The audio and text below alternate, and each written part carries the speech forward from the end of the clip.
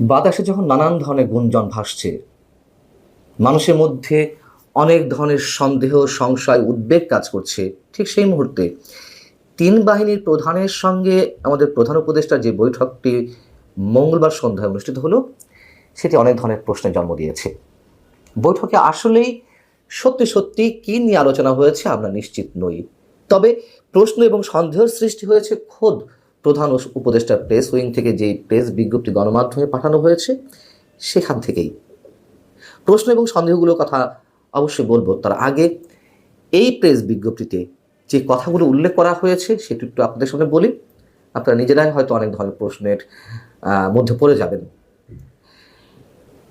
এই প্রেস রিলিজে বলা হচ্ছে, প্রধান উপদেষ্টা অধ্যাপক মোহাম্মদ ইউনূস সশস্ত্র বাহিনীর প্রধানদের সঙ্গে রাষ্ট্রীয় অতিথি ভবন যমুনায় সারা দেশের নিরাপত্তা পরিস্থিতি স্থিতিশীল রাখার উপরে গুরুত্ব আরোপ করেন। আইন শৃঙ্খলা পরিস্থিতি নিয়ে বৈঠকটি ছিল উচ্চ পর্যায়ের। উপস্থিত ছিলেন কে কে? সেখানে উপস্থিত ছিলেন সেনাপ্রধান জেনারেল ওয়াকারুজ্জামান, নৌবাহিনী প্রধান অ্যাডমিরাল মোহাম্মদ নাজমুল হাসান এবং বিমান বাহিনী প্রধান এয়ার মার্শাল হাসান মাহমুদ খান। এছাড়া ঊর্ধ্বতন কর্মকর্তারা উপস্থিত ছিলেন। বেশ ভালো কথা। আরও উপস্থিত ছিলেন স্বরাষ্ট্র উপদেষ্টা লেফটেন্যান্ট জেনারেল অবসরপ্রাপ্ত জাহাঙ্গীর আলম চৌধুরী, পররাষ্ট্র উপদেষ্টা মোহাম্মদ তৌহিদ হোসেন এবং জাতীয় নিরাপত্তা উপদেষ্টা ডক্টর খলিলুর রহমান। বৈঠকে দেশের বিভিন্ন অঞ্চলের আইন শৃঙ্খলা পরিস্থিতির উপরে খসড়া প্রতিবেদন উপস্থাপন করেন নিরাপত্তা সংস্থার ঊর্ধ্বতন কর্মকর্তারা। এই লাইনটা খেয়াল রাখবেন। যাই হোক, এই জন্য খেয়াল রাখতে বললাম যে নিরাপত্তা সংস্থার ঊর্ধ্বতন কর্মকর্তারা প্রতিবেদনের খসড়া উপস্থাপন করেন। প্রথম প্রশ্ন হচ্ছে, এই যে ঊর্ধ্বতন কর্মকর্তারা উপস্থিত রয়েছেন, অন্যান্য উপদেষ্টারা রয়েছেন, পুলিশ প্রধান কোথায়? তিনি কেন ছিলেন না? আইন শৃঙ্খলা রক্ষা সংক্রান্ত বিশেষ বৈঠক অনুষ্ঠিত হবে, সেখানে পুলিশের প্রধান আইজিপি থাকবেন না, এটাকে সহজভাবে মেনে নেওয়া যায়? যদিও প্রধান উপদেষ্টা প্রেস সচিব মিস্টার শফিকুল আলম বলেছেন যে সেটা তো স্বরাষ্ট্র উপদেষ্টা ছিলেন, স্বরাষ্ট্র উপদেষ্টা অবশ্যই থাকতে পারেন, কিন্তু আইন শৃঙ্খলা রক্ষার সঙ্গে যে বাহিনী সবচেয়ে গুরুত্বপূর্ণ ভূমিকা পালন করে, এই কাজগুলোর জন্য যে বাহিনী সরাসরি সম্পৃক্ত, সেই পুলিশ বাহিনীর প্রধান থাকবেন না? কেন ছিলেন না? এটি নিঃসন্দেহে অনেক বড় প্রশ্ন, এবং আইন শৃঙ্খলা রক্ষা সংক্রান্ত কোনো বিশেষ সভায় পুলিশের প্রধান এর আগে উপস্থিত ছিলেন না এমন কোনো নজির আমার মনে পড়ে না, অন্তত নেই, অনেকটা নিশ্চিত করে বলা যেতে পারে। দ্বিতীয় প্রশ্ন হচ্ছে যে এই ধরনের সভায় পররাষ্ট্র উপদেষ্টা কেন থাকবেন? আইন শৃঙ্খলা রক্ষা সংক্রান্ত একটা জাতীয় কমিটি আছে, সেই জাতীয় কমিটির সভাপতি স্বরাষ্ট্র উপদেষ্টা, আবার দেখা যাচ্ছে সদস্য সচিবের দায়িত্বে আছেন, আমি জানি না এর মধ্যে যদি পরিবর্তন না হয়ে থাকে তাহলে আসিফ মাহমুদ সজীব ভুঁইয়া, যেটা নিয়ে আমি এর আগে প্রশ্ন তুলেছিলাম যে আর কোনো উপদেষ্টাকে নিয়েই ব্রিগেডিয়ার জেনারেল সাখাওয়াত হোসেন, তাকেও তো রাখা যেত। যাই হোক, সেটা অন্য বিষয়। অথবা এর আগে আওয়ামী লীগ সরকারের সময় এই ধরনের কমিটির সভাপতির দায়িত্ব পালন করেছেন তৎকালীন মুক্তিযুদ্ধ বিষয়ক মন্ত্রী। পররাষ্ট্র উপদেষ্টা তো আমার যত মনে পড়ে এই ধরনের কোনো কমিটিতে নেই, তিনি কেন উপস্থিত ছিলেন? আচ্ছা, ডক্টর খলিলুর রহমান তো জাতীয় নিরাপত্তা উপদেষ্টা, অর্থাৎ প্রতিরক্ষা বিষয়ক মন্ত্রীর সমমর্যাদার পদ। প্রতিরক্ষা মন্ত্রীর কাজ কি? প্রতিরক্ষা সংক্রান্ত, খুব স্বাভাবিক, এটি তো ব্যাখ্যা করার কিছু নেই। তিনি কেন উপস্থিত ছিলেন? আমরা ধরে নিতে পারি তিন বাহিনীর প্রধানের সঙ্গে প্রধান উপদেষ্টার এই বৈঠক হতে পারে, যেহেতু দেশের আইন শৃঙ্খলা রক্ষার কাজে বাহিনীর সদস্যরাও কাজ করছেন, পুলিশ বাহিনীর সদস্যদের হেল্প করার জন্য। কিন্তু পররাষ্ট্র উপদেষ্টা আছেন, নিরাপত্তা উপদেষ্টা আছেন, অথচ পুলিশের প্রধান নেই। সেই জায়গা থেকে মানুষের মনে যে নানান ধরনের দ্বন্দ্ব দোলাচলের মধ্যে আছে, সেই জায়গা থেকে যদি আমরা প্রশ্ন করি তাহলে কি আসলে সেখানে করিডোর নিয়ে আলোচনা হয়েছে, যে বিষয়টি নিয়ে বাংলাদেশের সব শ্রেণীর মানুষ এখন ভয়ঙ্কর একটা উত্তেজনার মধ্যে রয়েছেন, এবং যেই ইস্যুতে সেনাপ্রধান একেবারেই দ্বিমত পোষণ করছেন, বিপক্ষ অবস্থান করছেন, বাংলাদেশের সার্বভৌমত্বের প্রশ্নে তিনি অটল, আপোষহীন, সেই বিষয়টি আলোচনা হয়েছে কিনা এটি প্রশ্ন আকারে উঠতেই পারে। এবং আরও যে বিষয়গুলো রয়েছে, যেহেতু প্রতিরক্ষা উপদেষ্টা, পররাষ্ট্র উপদেষ্টা, তিন বাহিনীর প্রধান, স্বরাষ্ট্র উপদেষ্টা, যুদ্ধ নিয়ে তো অনেকেই অনেক ধরনের মন্তব্য করেছেন, তাই না? সরকারের বিভিন্ন পর্যায়ের শীর্ষ দায়িত্বশীল ব্যক্তিদের পর্যায় থেকে অনেকেই। সেই বিষয়ে কোনো আলোচনা হয়েছে আমরা জানি না। তবে এটুকু অনেকের মনে সন্দেহের দানা বাঁধছে যে আসলে আইন শৃঙ্খলা রক্ষা সংক্রান্ত যে বৈঠকের বিষয়টি তুলে ধরা হয়েছে হয়তো তা ঠিক নয়। আমি বলছিলাম যে প্রধান উপদেষ্টা প্রেস উইং থেকে যে বিবৃতিটি বা বিজ্ঞপ্তিটি পাঠানো হয়েছে গণমাধ্যমে, তার মধ্য দিয়েই অনেক ধরনের প্রশ্ন উঠছে। যদি এখানে এই বৈঠকটি আইন শৃঙ্খলা রক্ষা সংক্রান্ত কোনো বৈঠক হিসেবে উল্লেখ না করে যদি বলা হতো দেশের সার্বিক পরিস্থিতি নিয়ে উচ্চ পর্যায়ের বিশেষ বৈঠক, তাও আমরা মেনে নিতে পারতাম যে এই ধরনের বিশেষ বৈঠকে প্রধান উপদেষ্টা যাকে প্রয়োজন মনে করছেন তাকে ডেকেছেন। কিন্তু যা উল্লেখ করা হয়েছে সেখান থেকেই অনেক বেশি গুঞ্জন, অনেক বেশি সন্দেহ, সংশয়, প্রশ্ন মানুষের মধ্যে উকি দিচ্ছে। এবং এইগুলো তখনই উকি দেয় যখন যখন তথ্যের অবাধ প্রবাহ থাকে না। আমাদের কাছে মনে হচ্ছে যে এইখানে কিছুটা আড়াল করার চেষ্টা করা হয়েছে, আর সেটি ঘটেছে বলেই অনেক ধরনের গুঞ্জন।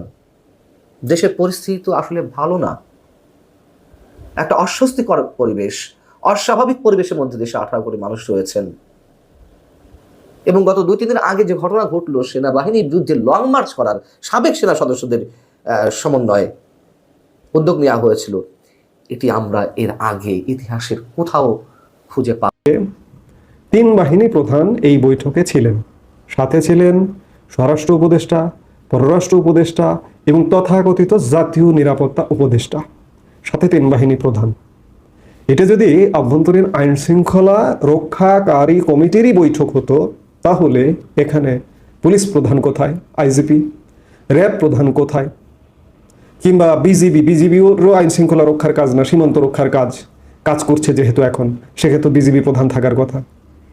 আনসার গ্রাম প্রতিরক্ষাও কোনো ক্ষেত্রে করছে, তাদেরও থাকার কথা। কিন্তু এখানে স্বরাষ্ট্র, পররাষ্ট্র, জাতীয় নিরাপত্তা উপদেষ্টা এবং তিন বাহিনী প্রধান আর প্রধান উপদেষ্টা। আসলে কি আদৌ কি এটি দেশের অভ্যন্তরীণ আইন শৃঙ্খলা রক্ষা কমিটির বৈঠক? এটি একটি প্রশ্ন। এই বৈঠকটি আরও 2-3 দিন আগে থেকে জানা যাচ্ছিল যে তিন বাহিনীর প্রধানের সাথে প্রধান উপদেষ্টা ডক্টর মোহাম্মদ ইউনূসের বৈঠক হবে। এটি বাংলাদেশের গণমাধ্যমে না আসলেও ভারতীয় গণমাধ্যমে এসছিল।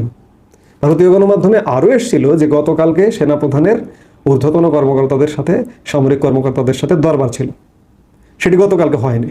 কেউ কেউ বলছে যে আজকে হচ্ছে কিনা সেটা তার অন্য ব্যাপার। কিন্তু প্রশ্ন হচ্ছে যে গতকালকে বৈঠকটা হলো কেন?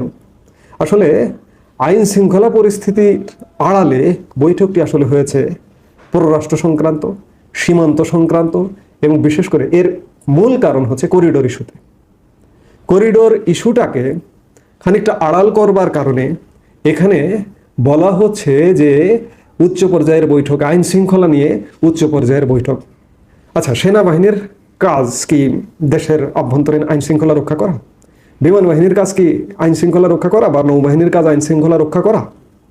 তাদের কাজ দেশ রক্ষা করা, বহিঃশত্রুর আক্রমণ থেকে দেশকে রক্ষা করা। তারা তো পুলিশি কাজ করা তাদের কাজ নয়। তাহলে এই বৈঠকটার মোড়ক দেওয়া হচ্ছে যে আইন শৃঙ্খলা নিয়ে উচ্চ পর্যায়ের বৈঠক প্রধান উপদেষ্টার। প্রধান উপদেষ্টা আইন শৃঙ্খলা নিয়ে বৈঠক করবেন পুলিশ, র্যাব, বিজিবি, আনসার তাদের সাথে। বিজিবিও নয়, বিজিবিরও কাজ নয় অভ্যন্তরীণ আইন শৃঙ্খলা রক্ষা করা। পুলিশ র্যাবের কাজ, আনসারের কাজ, গ্রাম প্রতিরক্ষা বাহিনীর কাজ। কিন্তু বৈঠক হচ্ছে তিন বাহিনী প্রধানের সাথে। যে কোনো দেশের তিন বাহিনী প্রধানের সাথে কখন বৈঠক হয়? একটা গুরুতর সময়, একটা চূড়ান্ত সময়, নিশ্চয়ই চূড়ান্ত সময়। এবং করিডোর ইস্যু নিয়েই কালকের বৈঠকটা মূলত ছিল। এবং করিডোর নিয়ে বিশেষ করে তিন বাহিনীকে চূড়ান্তভাবে রাজি করানোর জন্যই এই বৈঠকটি অনুষ্ঠিত হয়েছে। কিন্তু আসলে বৈঠকটি অমীমাংসিত এবং সরকারের নানা বিষয় নিয়ে তিন বাহিনী যে আপনি আমি দেশের নাগরিক, আপনার আমার নাগরিকের পালস নিশ্চয়ই তিন বাহিনী গুনতে পারে। দেশ যেভাবে চলছে এই অবস্থাতে তিন বাহিনী সন্তুষ্ট নয়। বৈঠকটি অমীমাংসিত।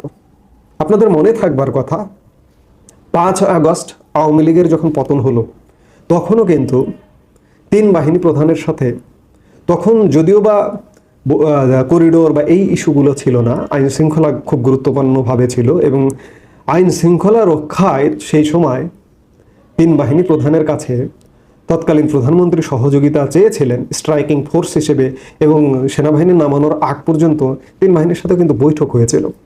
এই বৈঠক আলোচনার পরবর্তীতে কিন্তু সেনাবাহিনী নামে আইন শৃঙ্খলা রক্ষা করবার চেষ্টা করে এবং পরবর্তীতে কিন্তু আওয়ামী লীগ সরকারের পতন হয়।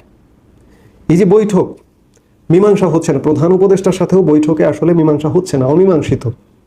এগুলো আসলে এক প্রকার, আমি যদি এটাকে বলি যে সরকার তো আসলে দেশ ভালোভাবে চালাতে পারছে না, পররাষ্ট্র নীতির ক্ষেত্রেও চালাতে পারছে না, অভ্যন্তরীণ নীতির ক্ষেত্রেও চালাতে পারছে না, করিডোর ইস্যুতে একটা বড় ধরনের গ্যাঞ্জাম পাকিয়ে ফেলছে। এই প্রেক্ষাপটে যখন তিন বাহিনী প্রধানের সাথে বৈঠক হচ্ছে, তখন আমি এটাকে দেখতে চাই সরকারের আসলে সময়টা মনে হয় শেষ দিকে চলে এসছে। এদিকে দেশের রাজনৈতিক দলগুলোর মধ্যে মারামারি, ফাটাফাটি, কাটাকাটি লাগছে।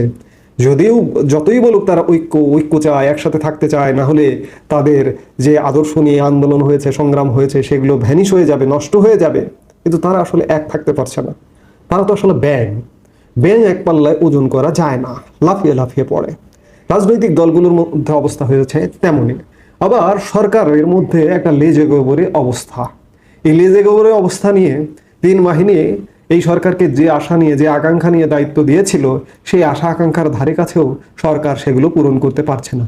সর্বশেষ গুরুতরভাবে ঝামেলা বাঁধিয়েছে করিডোর নিয়ে। করিডোর নিয়ে তিন বাহিনীর সাথে এখনো অমীমাংসিত, সেই বিষয়গুলো নিয়েই মূলত আলাপ ছিল। এই আলাপটাকে, এই অমীমাংসিত, মূলত আমি যেটি বলতে চাইছি যে কি নিয়ে আলাপ হলো, করিডোর নিয়ে আলাপ হলো। এই করিডোর বিষয়টি এখন পর্যন্ত অমীমাংসিত আছে। এই করিডোরকে কেন্দ্র করে এবং আরো অন্যান্য বিষয়কে কেন্দ্র করে সরকারের পরিস্থিতি শেষ পর্যন্ত কি হয়, আমরা আশা নিরাশার দোলাচলে বসবাস করছি। আমি গতকালকেও দিনের শেষ ভাগের ভিডিওতে বলেছি যে আসলে কি হচ্ছে, আমরা নিরাশ, খানিকটা এখনো পর্যন্ত দৃশ্যমান কিছু নয়। এই আশা নিরাশার দোলাচলে থাকতে থাকতেই করিডোর ইস্যুতে যেহেতু হচ্ছে না তিন বাহিনীর সাথে, সরকারের সাথে আর খুব বেশি সময় হবে বলে মনে হচ্ছে না। এই মুহূর্তে আমি এটুকু বলেই শেষ করতে চাই। এই মুহূর্তে এ পর্যন্তই। সবাই ভালো থাকুন, সুস্থ থাকুন।